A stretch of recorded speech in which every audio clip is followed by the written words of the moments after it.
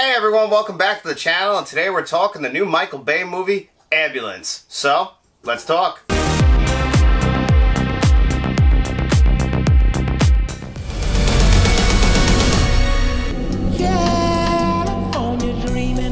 So Ambulance came out on April 8, 2022 and is directed by Michael Bay. This is his first movie to be released in theaters since the last Transformers movie because Six Underground came out directly to Netflix a few years ago. This is more in line with like Pain and Gain and 13 Hours, where it's got a smaller budget, but it really lets Michael Bay shine. It shows that he is much more than the Transformers director that he's become known for. This is more like 90s Michael Bay. Like, even in this movie, they're calling out The Rock and Bad Boys. So it really actually feels like the film version of a greatest hits album for Michael Bay. It really feels like he got together and he's like, I'm going to play with all my toys and I'm going to shoot a movie the way I want to shoot it. I'm going to have the dialogue exactly how I want to have it. I'm going to have 6 million edits and everyone's going to love it. That's exactly what this movie felt like, and you know what? I had fun with this movie.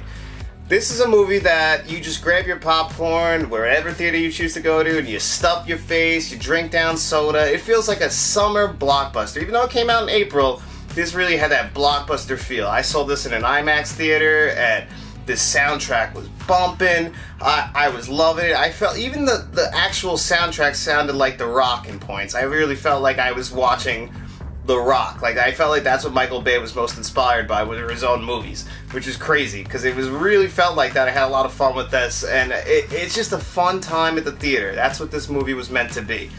Should it be taken seriously? No, it's got plot holes galore. You know, it's kind of silly at points. You know, there's times where like you get a real dramatic moment and he ends it with a joke. You know, it's things that we kind of expect from Michael Bay at this point. You know, like the sense of humor is kind of 50-50, I would say, but he definitely puts it in here.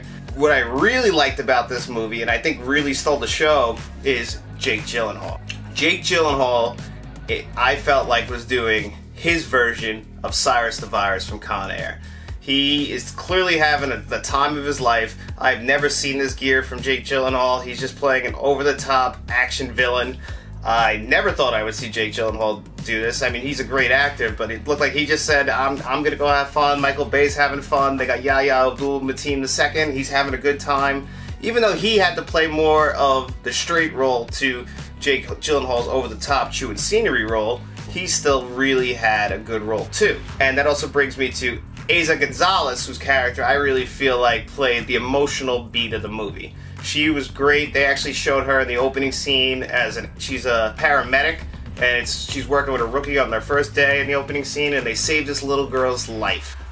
It's a heart-wrenching scene. I was actually I really was engrossed into that scene in the beginning of the movie. So the movie hooked me right in the opening scene. I really cared about paramedics and like what ambulance drivers go through. I really think the movie really got that across to the viewer.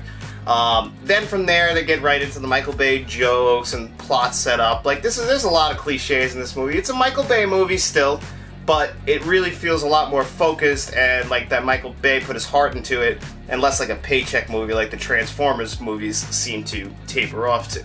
Now, I'm not a fan of the Transformers movies, but I know plenty of people are, so that's not a knock against the Transformers movies if you do like them. For me, though, they just felt too phoned in. I know Michael Bay is capable of more. I love these little action, you know, these action popcorn films every once in a while. Like, you know, you kind of got to turn your brain off, and I know that's a knock against the movie too, because, you know, I've heard the argument, should you turn your brain off for a movie? Like, yeah, it's tough to look past some things sometimes, some dialogue choices, or some certain shots. Like, there's times, this movie uses a lot of drones, or, you know, Michael Bay already over-edits, I feel like, in shots, and just really cuts a lot. And this one, he's got a new drone he's flying around, and like it'll make you dizzy sometimes, I'm not gonna lie. Then you got the soundtrack, which is just so good. It really felt good. Like, this is the kind of movie you stumble in off the street on a hot summer day and you want some ice cold soda pop and some popcorn. And I really think that's a good thing. I think the movie world needs movies like this. Really, this is gonna be a movie you're gonna go check out in theaters or wait for the 4K Blu-ray, because it's a pretty good movie.